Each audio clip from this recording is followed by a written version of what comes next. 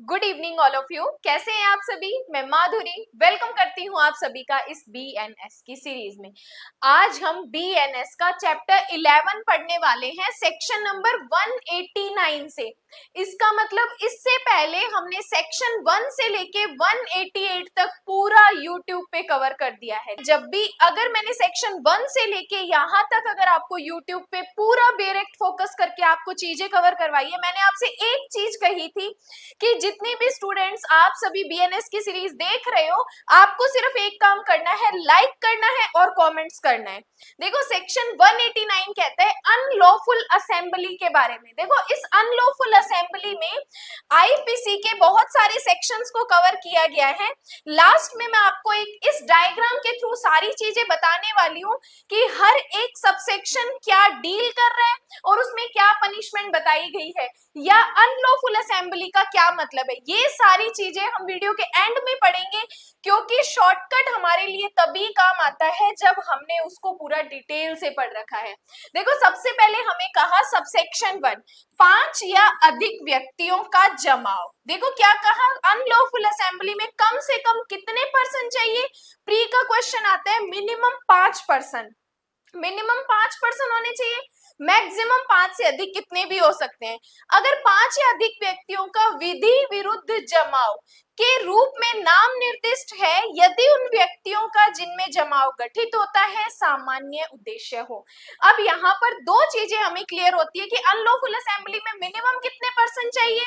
5 चाहिए। उन सभी का क्या होना चाहिए? कॉमन ऑब्जेक्ट होना चाहिए, सामान्य उद्देश्य होना चाहिए। अब ये 5 या 5 से अधिक व्यक्ति अपने कॉमन ऑब्जेक्ट को ध्यान में रखते हुए आगे हमें ए से लेके ई पॉइंट तक हमें ऐसे काम बता रखे हैं, ऐसे अपराध बता रखे हैं। अगर उनमें से भी ये एक 5 या 5 से अधिक व्यक्ति वो अपराध करते हैं तो उन्होंने अनलॉफुल असेंबली क्या किया है? अपराध किया है। कि N assembly of 5 or more persons is designated an unlawful assembly if the common object the person composing that assembly is। तो 5 या 5 से अधिक व्यक्ति अगर उनका कॉमन ऑब्जेक्ट करते हुए वो क्या अपराध करते हैं? सबसे पहला, केंद्र सरकार या राज्य सरकार या संसद या राज्य के विधानमंडल या पब्लिक सर्वेंट। किन किन पर्संस के बारे में बात कर रहे हैं? Central government, state government, parliament, विधानमंडल या लोक सेवक को, जबकि ऐसे लोक सेवक के विधिपूर्ण शक्ति का प्रयोग कर रहा हो आपराधिक बल द्वारा या आपराधिक बल के प्रदर्शन द्वारा आतंकित करते हैं। अगर ये 5 या 5 से अधिक व्यक्ति central government, state government, parliament, legislature या पब्लिक सर्वेंट को क्या कर रहे हैं? आपराधिक बल के द्वारा आतंकित कर रहे हैं।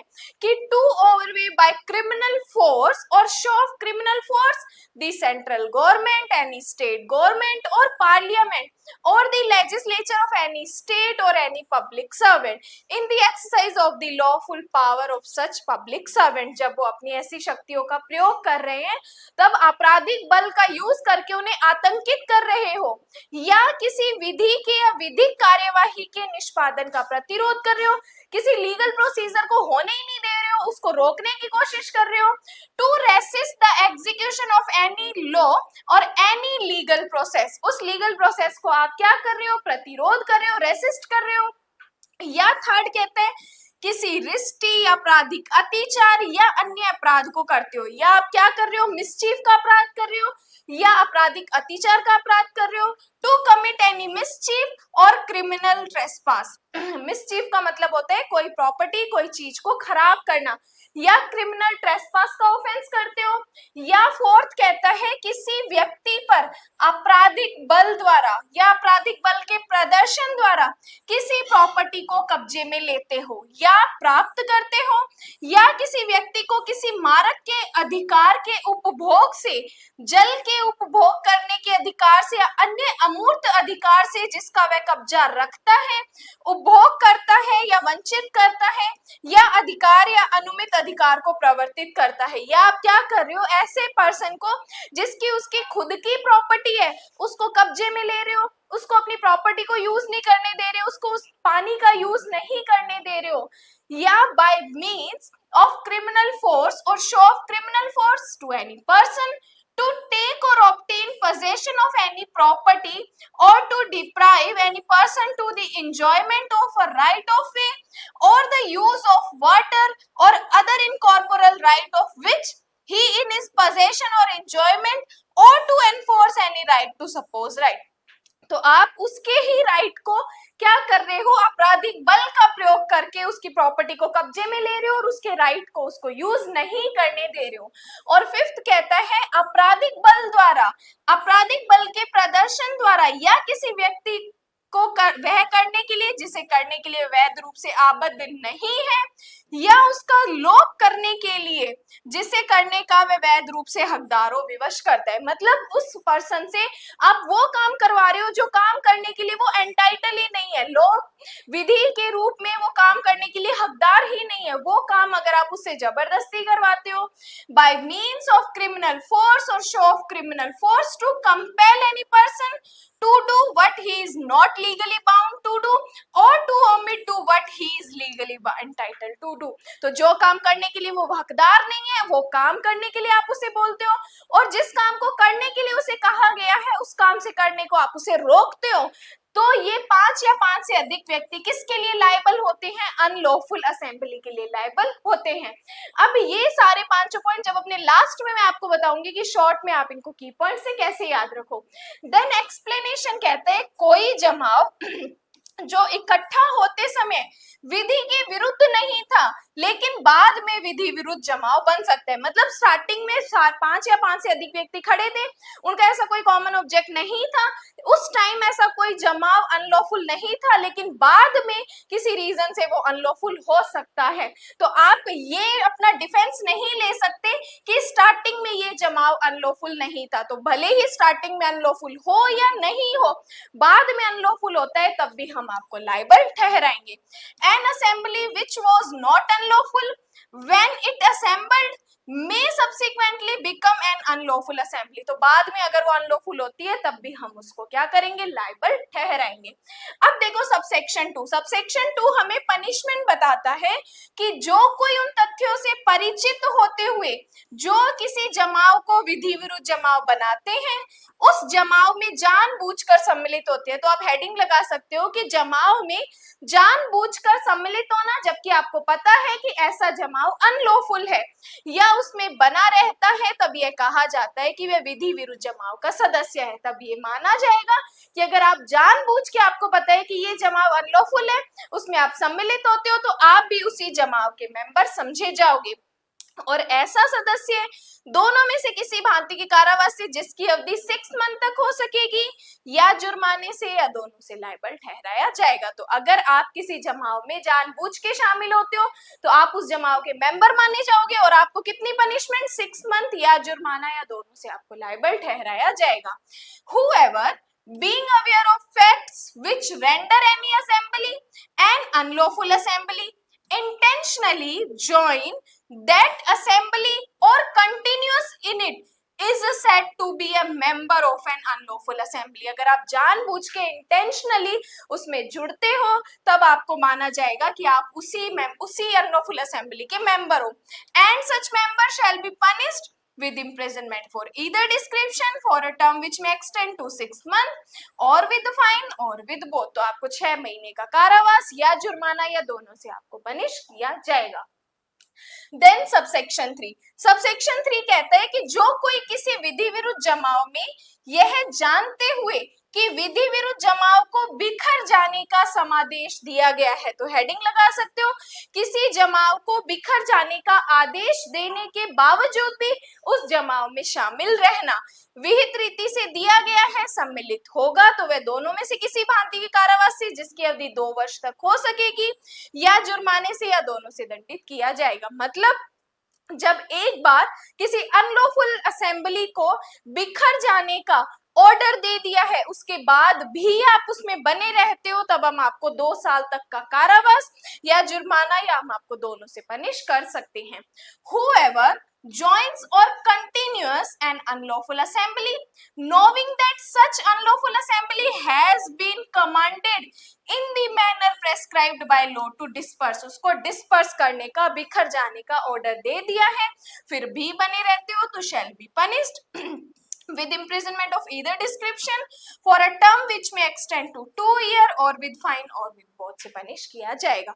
तो आपको अगर पता चल चुका है कि ये अनलॉफुल असेंबली है, इसको डिस्पर्स करने का ऑर्डर निकल चुका है, फिर भी बने रहते हो तो आपको सबसेक्शन 3 में पनिश किया जाएगा।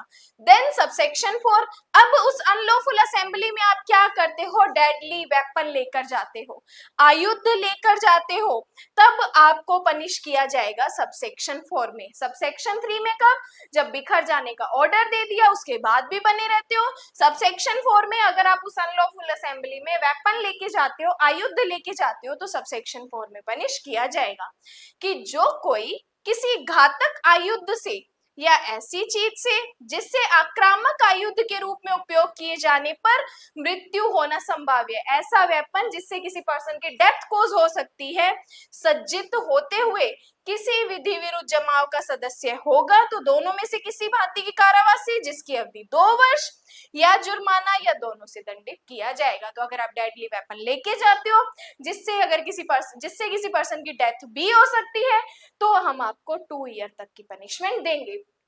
Whoever being armed with any deadly weapon or with anything which used as a weapon of offenses is likely to cause death, जो कि मृत्यु करने के लिए sufficient है, is a member of an unlawful assembly shall be punished with imprisonment of either description for a term which may extend to 2 years or with fine or with both से punish किया जाएगा। तो deadly weapon के साथ जाओगे तो 2 साल की पनिशमेंट दी जाएगी। देन सबसेक्शन 4, सबसेक्शन 4 में हेडिंग लगा सकते हो लोक शांति में विघ्न डालना।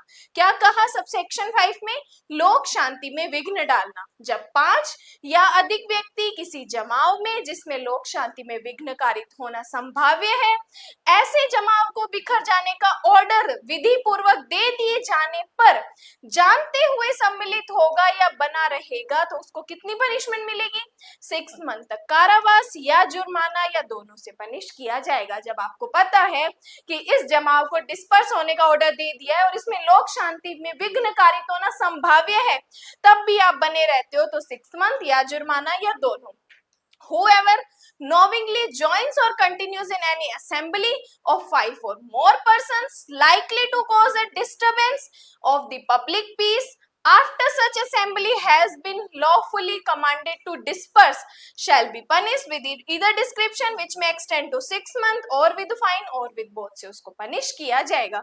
तो सबसेक्शन 5 में लोक शांति में विघ्न डालना, एक्सप्लेनेशन कहते हैं कि यदि वे जमाव सबसेक्शन 1 के अर्थ के अंतर्गत विधि विरुद्ध जमाव हो तो अपराधी सबसेक्शन 3 के अधीन दंडनीय होगा।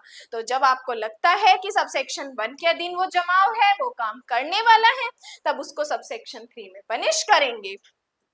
देन बात करते हैं सबसेक्शन नंबर 6।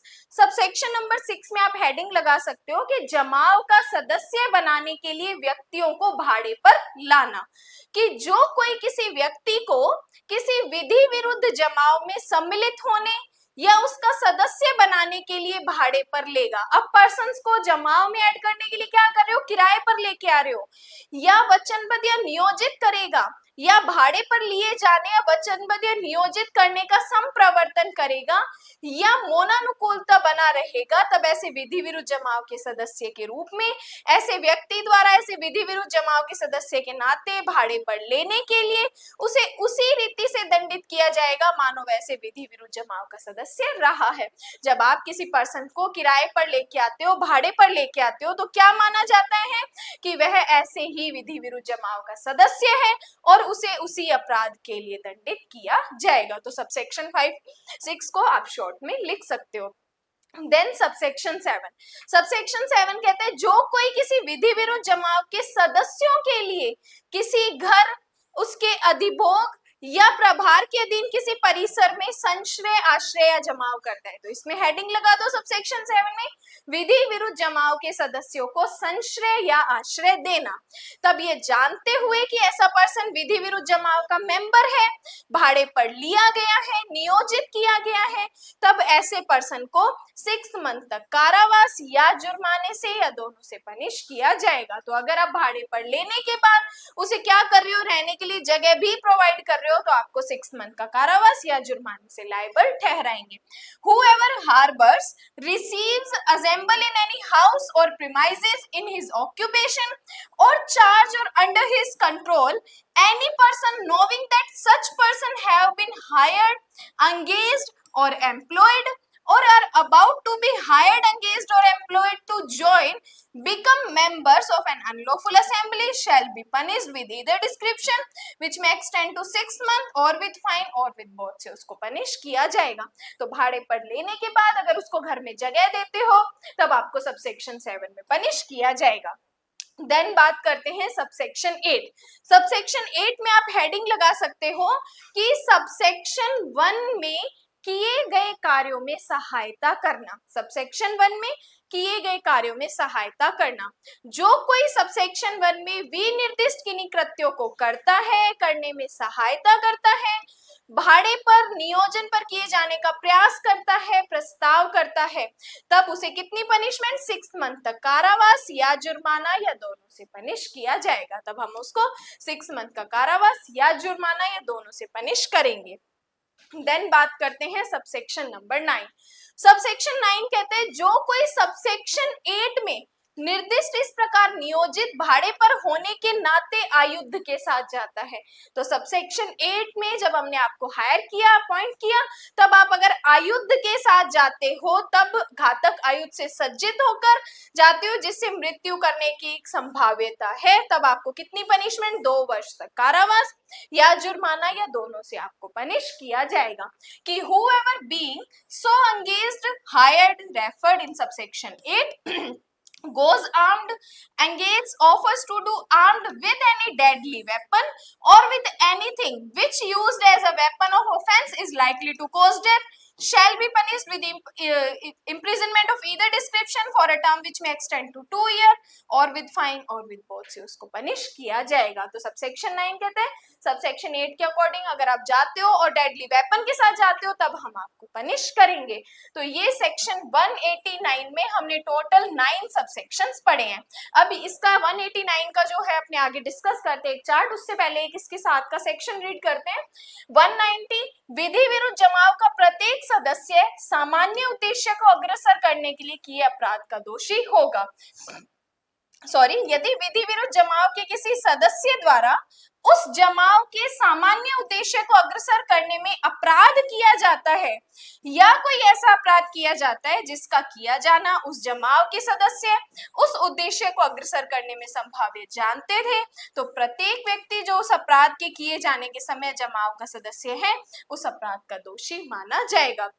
तो सिंपल आप इस चीज को याद रखो कि अगर विधि विरुद्ध जमाव का जो भी एवरी मेंबर है अगर कॉमन ऑब्जेक्ट को पूरा करने के लिए जिस भी अपराध में शामिल होगा तो वो उसी अपराध के लिए लायबल ठहराया जाएगा। कि if an offence is committed by any member of an unlawful assembly in prosecution of the common object of that assembly or such as the member of that assembly knew to be likely to be committed in prosecution of that object, every person who at the time of the committing of that offense is a member of the same assembly is guilty of that offense। तो वो उसी अपराध के लिए दंडित किया जाएगा जिस अपराध के लिए वो कॉमन ऑब्जेक्ट के साथ उस अपराध में जुड़ा था।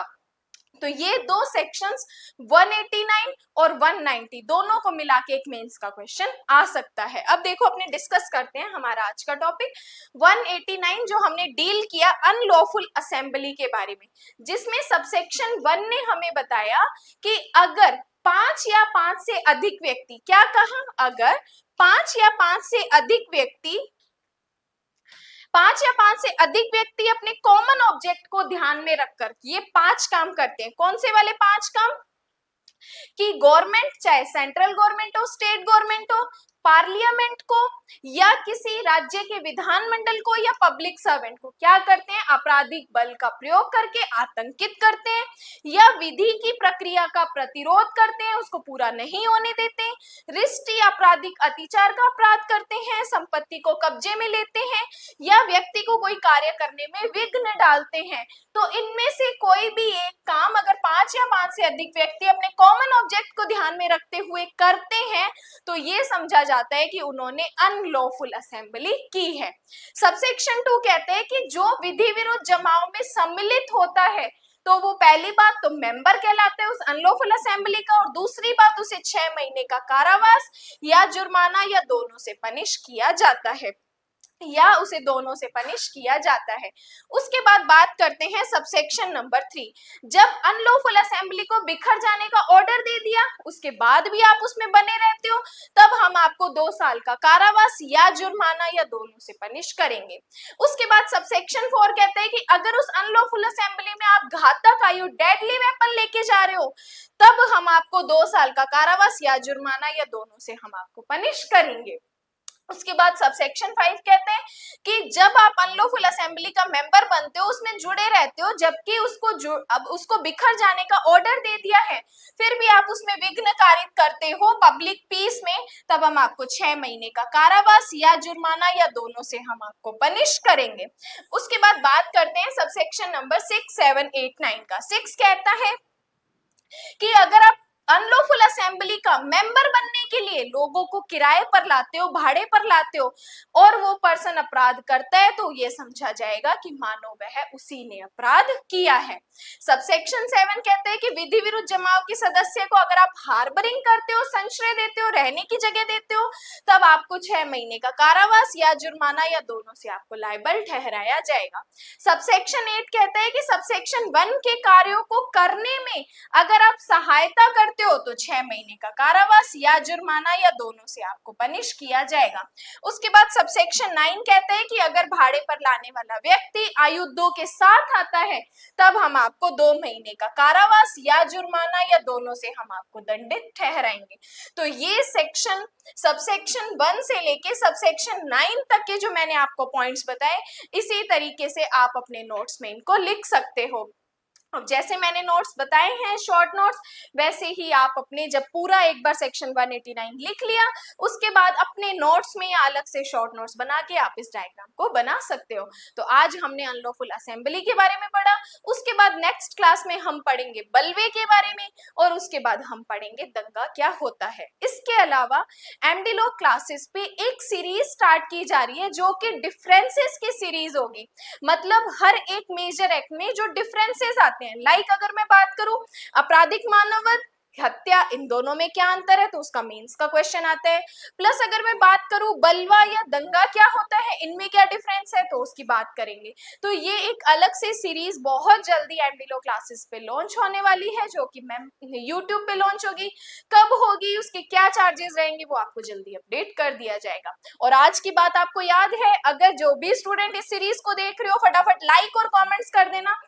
Have a nice day all of you. अपना ध्यान रखिए और अपनी स्टडी को कंटिन्यू रखिए।